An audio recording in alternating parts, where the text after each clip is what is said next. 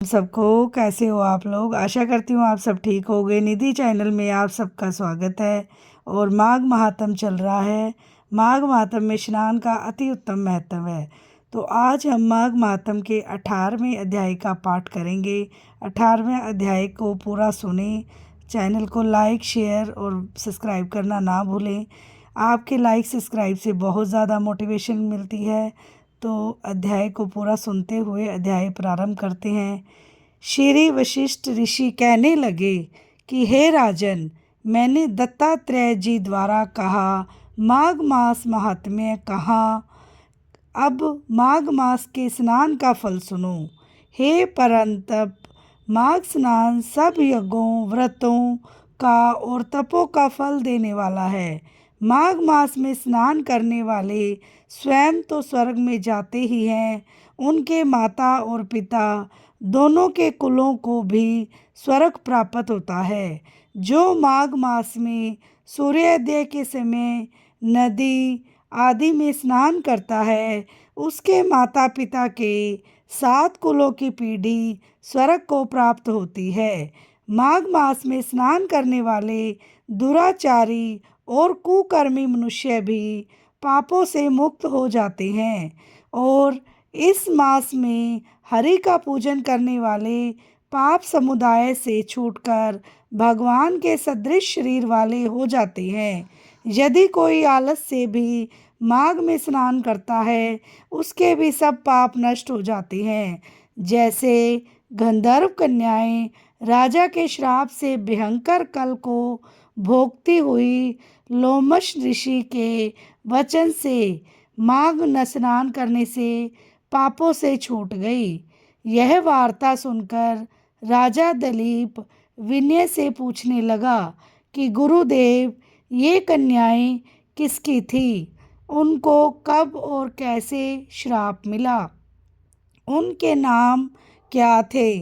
ऋषि के वाक्य से कैसे श्राप मुक्त हुई और उन्होंने कहाँ पर स्नान किया?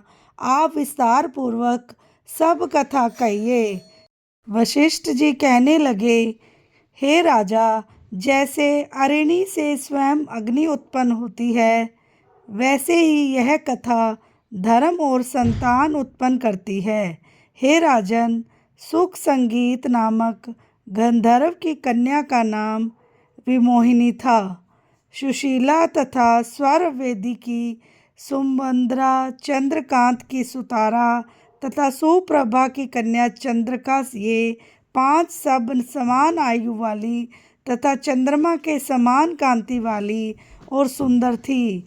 जैसे रात्रि को चंद्रमा शोभ्यमान होता है, वैसे ही पुष्प की कलियों के समान खिली हुई अप्सराएं थीं।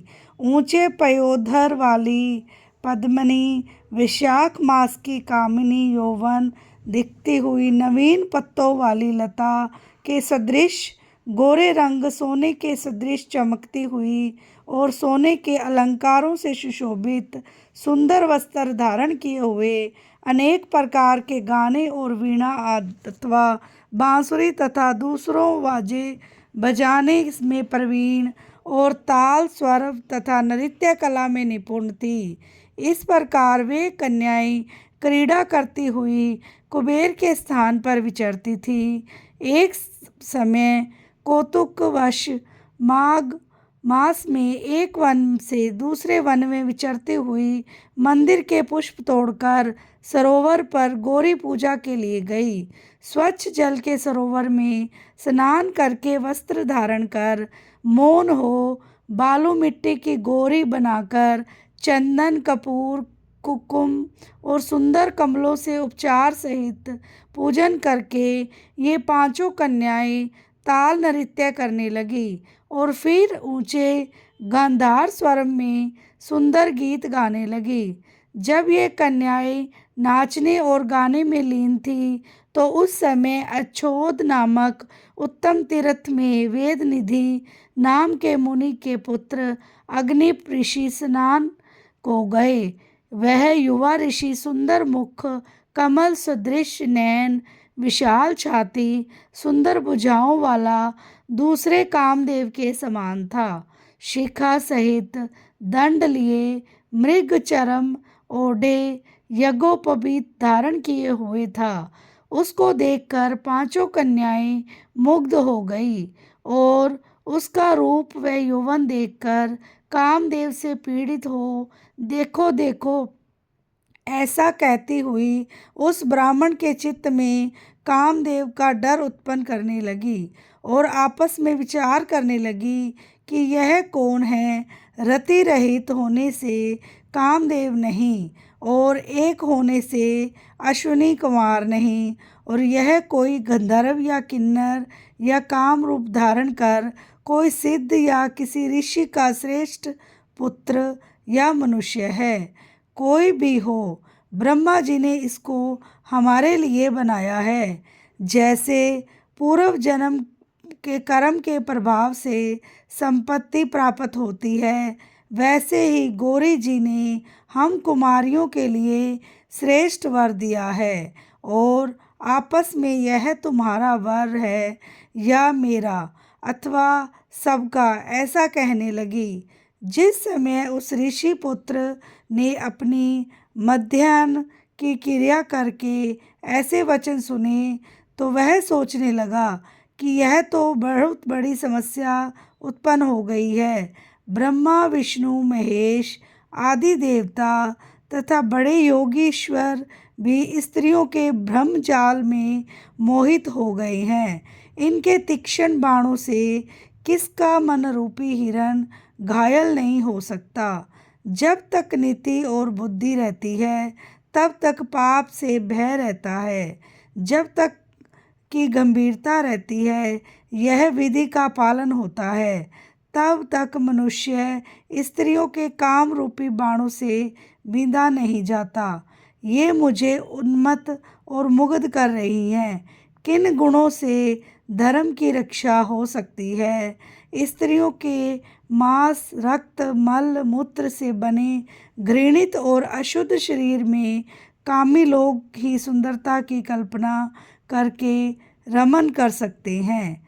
शुद्ध बुद्ध वाले महात्माओं ने स्त्रियों के पास रहना कष्टकारक कहा है, सो जब तक यह पास आए घर चले जाना चाहिए। अतः जब तक वह उसके पास आई, वह योग बल के द्वारा अंतर ध्यान हो गया। ऋषि पुत्र के ऐसे अद्भुत कर्म देखकर वह चकित होकर डरी हुई चारों ओर देखने लगी और आपस में कहने लगी कि यह क्या इंद्रजाल था जो देखते देखते विलीन हो गया। और वह विरह की अग्नि में जलने लगी और कहने लगी कि हे कांत, तुम हमको छोड़कर कहाँ चले गए? क्या तुमको ब्रह्मा ने हमको विरह रूपी अग्नि में जलाने के लिए बनाया था? क्या तुम्हारा चित्त दया रहित है जो हमारा चित्त दुखाकर चले गए? क्या तुमको हमारा विश्वास नहीं? क्या तुम कोई मायावी हो? बिना किसी अपराध के हम लोगों पर क्यों क्रोध करते हो? तुम्हारे बिना हम नहीं जिएंगी। जहाँ पर आप गए हो हमें शीघ्र ले चलो, हमारा संताप हरो और हमें दर्शन दो। सज्जन लोग किसी का नाश नहीं करते। बोलो श्री विष्णु भगवान की जय हो। आशा करती हूँ आपको मेरा अध्याय पसंद आया होगा और अगर मुझसे कोई गलती हो तो मुझे क्षमा करना और कथा के अंत में कीर्तन अवश्य करना चाहिए। श्रीमन नारायण नारायण नारायण, भजमन नारायण नारायण नारायण, लक्ष्मी नारायण नारायण नारायण, जपमन नारायण नारायण नारायण, श्रीमन नारायण नारायण नारायण, लक्ष्मी नारायण नारायण नारायण। बोलो श्री विष्णु भगवान की जय हो। मिलते हैं नेक्स्ट वीडियो में नेक्स्ट अध्याय के साथ। राधे राधे। जय श्री श्याम।